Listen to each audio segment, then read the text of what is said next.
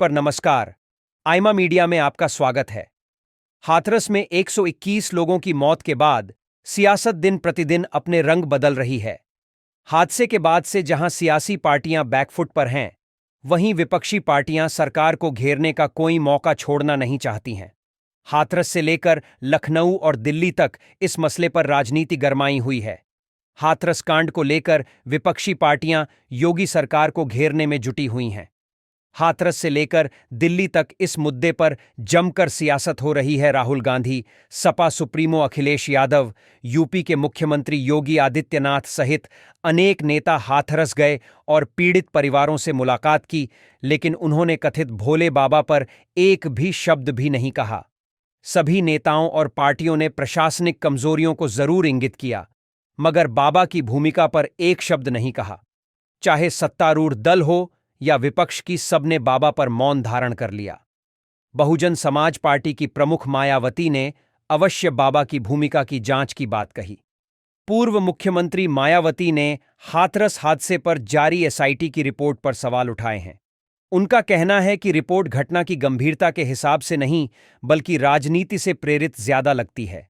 उन्होंने योगी सरकार को घेरते हुए कहा है कि एक्शन लेने की बजाय आखिर क्लीनचिट क्यों दी जा रही है। हाथरस हादसे को लेकर दलित सियासत उभरती दिख रही है। इस मुद्दे पर सियासी दल से सीधे तौर पर बाबा सूरजपाल उर्फ नारायण साकार हरि भोले बाबा के खिलाफ मुखर होकर बोलने से किनारा कर रहे हैं। सियासी जानकार इसकी वजह बाबा सूरजपाल के जाटव दलित पर बड़े असर होने का कारण मान रहे हैं। हालांकि जैसे जैसे दिन गुजर रहे हैं, वैसे वैसे अब सियासी दलों की जुबान में भी बदलाव देखा जा रहा है। बाबा का नाम सूरजपाल जाटव है। यूपी में जाटव वोटरों की संख्या करीब करीब 11% है। परंपरागत तौर पर यह वोट बैंक मायावती और बहुजन समाज पार्टी का माना जाता है, लेकिन 2024 लोकसभा चुनाव में इसमें बिखराव हुआ है। अखिलेश यादव से बाबा की नजदीकियां चर्चा में है। सियासी जानकारों की माने तो यूपी के 16 जिलों में बाबा का असर है, खासकर दलित समाज पर।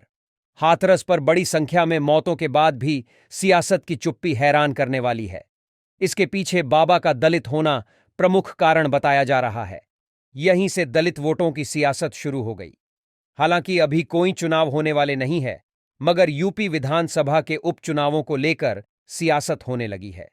प्रदेश में विधानसभा की 10 सीटों पर उपचुनाव भी होने हैं और लगता है कि राज्य सरकार इस घटना को लेकर कोई ऐसा कदम नहीं उठाना चाहती जिससे उसे कोई और बड़ा सियासी नुकसान भुगतना पड़ जाए। शायद यही वजह है कि इस घटना पर बसपा को छोड़कर अन्य सारे विपक्षी दल भी कसूरवार के तौर पर सूरजपाल का नाम लेने से भी डरते नजर आ रहे हैं। हाथरस हादसे में दलित समुदाय के लोगों की ज्यादातर मौत हुई है। यूपी में 22% के करीब दलित समाज का वोट है, जो सियासी तौर पर काफी अहमियत रखता है। इसी बीच योगी सरकार ने बड़ी कार्रवाई की है। सिकंदराराऊ क्षेत्र के उपजिलाधिकारी और क्षेत्राधिकारी सहित 6 अधिकारी और कर्मचारियों को तत्काल प्रभाव से सस्पेंड कर दिया गया है।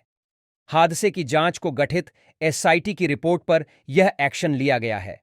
बाबा सूरजपाल के खिलाफ अब तक कोई कार्रवाई नहीं की गई है।